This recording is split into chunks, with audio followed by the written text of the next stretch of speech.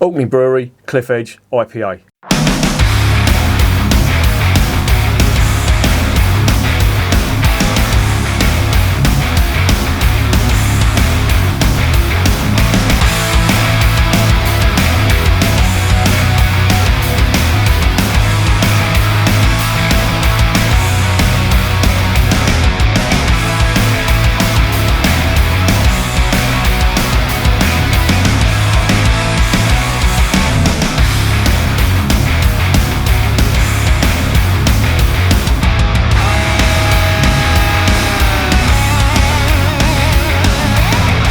And remember, life is too short to be drinking shitty beer.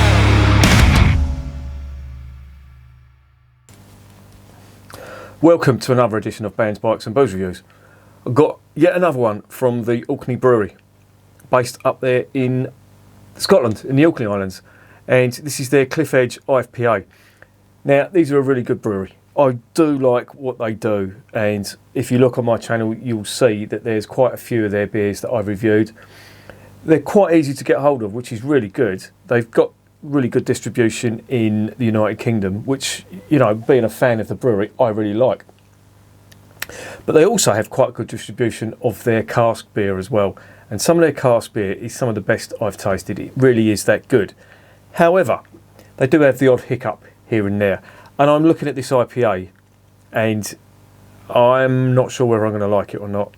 Now, it contains a lot of American, well, they're all American hops that are in here.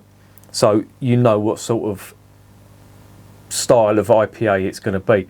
Now, I've been regularly binging on Bengal Lancer IPA from Fuller's, and I just cannot get enough of that stuff. It is so good. And I have regular Zoom meetings with mates now because you can't go to the pub. And the fella round the corner in Skunk Central, he always gets me in Fuller's beers. He'll get me the Fuller's Honeydew, London Pride, and the Bengal Lancer. And that's really good of him because they're three really great beers that he will get in for me. And I regularly session all of them. I've sort of rotated them. One night I'll do Bengal Lancer, the other nights I'll do London Pride, other nights I'll do the Honeydew. Although the Honeydew, it's a nice beer, it's nice easy drinking, I get a little bit tired after about 2 or 3, so I sort of tend to mix and match that with either Bengal Lancer or London Pride. But they're great beers. But this stuff is not in the same vein as the Bengal Lancer, I don't think, just by looking on the edge of it. It's an American IPA, and judging by the IBUs, which I'll get to in the next section, it sounds like it could actually be a West Coast style IPA, because it is quite bitter. The Orkney Brewery have been going quite a long time. They've been going since the early 80s, I think, and they've been brewing consistently ever since in the Orkney Islands. This beer, Cliff Edge IPA, is named after the cliffs of Yesnaby. I think that's how it's pronounced, which is as the name would suggest, a Viking name. Any words or place names that end in BY, you can more or less guarantee that they are of Viking or Scandinavian origin. By or B means a settlement in Old Norse. If you have HM at the end of a settlement, for example, Oldham, Tottenham, etc., that goes back to Anglo-Saxon times, and ham, I think, in old Anglo-Saxon language meant settlement as well. So there you go. Boring fact that will get you absolutely nowhere and earn you no money whatsoever. There you go. Let's get this investigated.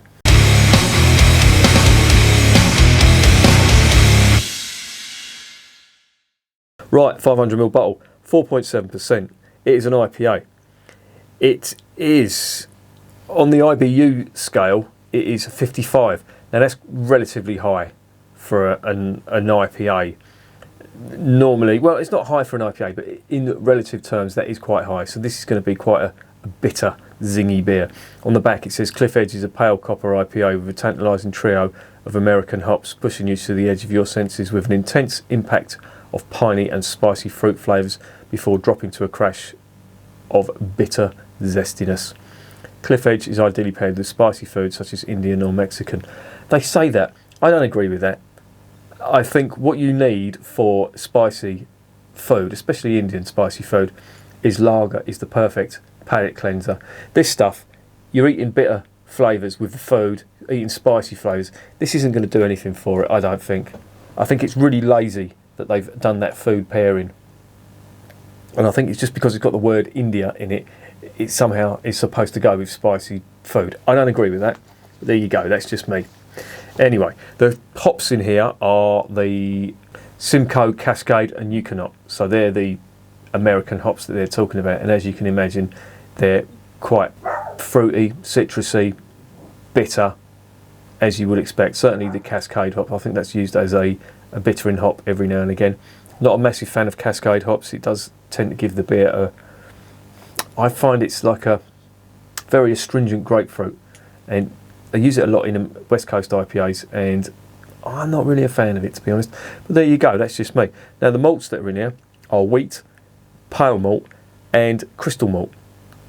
So you'd sort of hope that, well, I would sort of hope that that would balance it out a little bit, but I've got a feeling it's not really going to be that good. So with that in mind, let's get it open.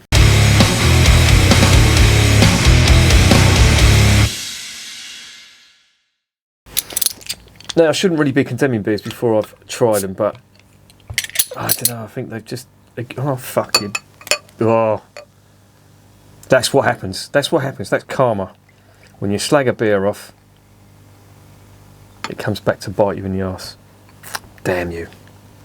If this is a good beer, that will be a tragedy. If it's a bad beer, it won't be the worst thing in the world that I've lost some of it. Right, good job I've got this rubber mat down here. Let's save me some heartache. What are we getting on the nose? Very zesty, orangey rind. Some grapefruit citrus. Not as strong as I thought it was going to be. They may have just toned this down a little bit. I'm actually getting some of that crystal malt coming through as well. Some nice sweet malt on this. Wonder what it's going to taste like. Definitely zesty. I am getting that. Bit of orange zest, lemon zest in that. But there is grapefruit. Now this is slightly chilled. IPAs of this ilk are chilled normally. There it is in the glass, one finger whitehead. A slight murk to it. So it's relatively filtered, but not fully filtered. Let's get it down the hatch.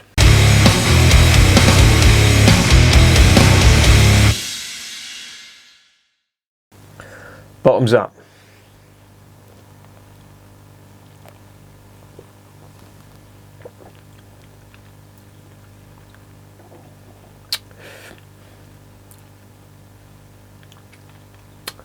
Now that isn't as bad as I thought it was going to be. That is quite nicely balanced out with that crystal malt. But it has got that orange zest that I'm getting, and some resinous pine on that, and grapefruit. It's not the full-on West Coast that I thought it was going to be.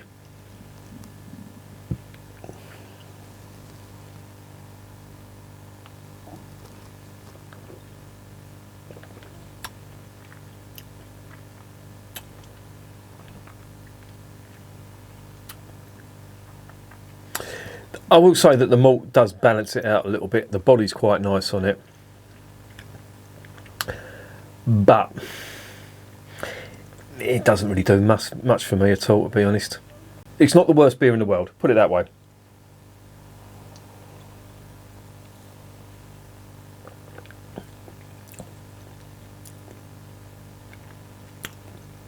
Yeah, there is that lingering bitterness at the end that they talk about, but you do get a bit of a biscuit malt that comes through on that, and it sort of takes the edge slightly off them bitter American hops, and it isn't the worst IPA in the world. Certainly leaning more towards the American style of IPA with them American hops, but it does half redeem itself with the malt. But It's not amazing, put it that way. Certainly not the worst, but it just isn't amazing.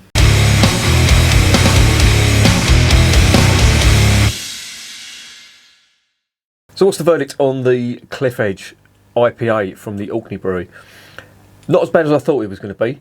There is quite a bit of that American influence with the resinous pine, the grapefruit, and the citrusy, zesty type flavour on it.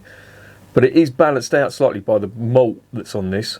So it's not a full-on bitterness type flavour that you get on the palate. But afterwards, as that dies away and you're left with a finish that just lingers, and its bitterness is like bitter grapefruit, which it's just okay. That's as far as I'm going to go. I couldn't gulp this down like I do with the Bengal Lancer stuff.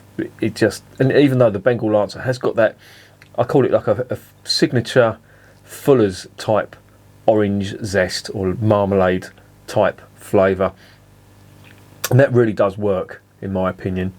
This, I think it's just got a little bit too much of that American influence on it for my taste.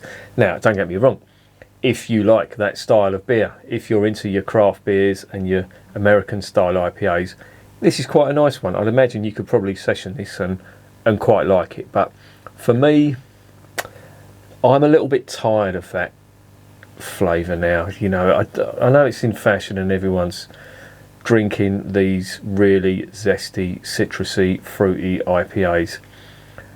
Two things have put me off it. The price of them, the craft brewed ones for starters, has put me off of it. But secondly, everybody just seems to be doing it, and some work, some don't. But I'm just a little bit tired of them, to be honest. I'm not knocking anybody who likes them. If you like that style of beer, then fine. Just for me, it's I think it's much of a muchness, and to be honest, I'd be really interested to know how many people prefer them citrusy American style of IPAs over any other style of beer. I'm not judging, I'm just intrigued to know how many people have that as their favourite style of beer. So if you want to, just pop in the comments. Genuine interest there, so please let me know. And I'm going to give that, I think, I'm going to give it a 5.5 to 6. No, I'll give it a 6 out of 10, because I know this brewery are good, but I think with this one, it's just not my thing, to be honest. And I bought it from the Orkney Brewery thinking they do really good stuff, quite a lot of traditional stuff as well. I thought this might be an English style IPA. Should have known better with them coming from Scotland. Culloden and all that. They still haven't got over that, have they? Bloody hell. Come on, man. It was fucking 400 years ago. But we are where we are now. Is it 400 or 300? I don't know. Yeah, 400 years. Or thereabouts. Yeah, I'm going to give it a 6 out of 10. And I am going to recommend it if you like your bitter, zesty IPAs. You'll probably like this. This will be probably a good session beer for you. It's 4.7%, so yeah, it's sort of doable. And yeah, if you like that, you're going to like this. If you're not a fan of that American IPA style, then you're probably not going to like this much. There you go. And remember, beer is working class champagne.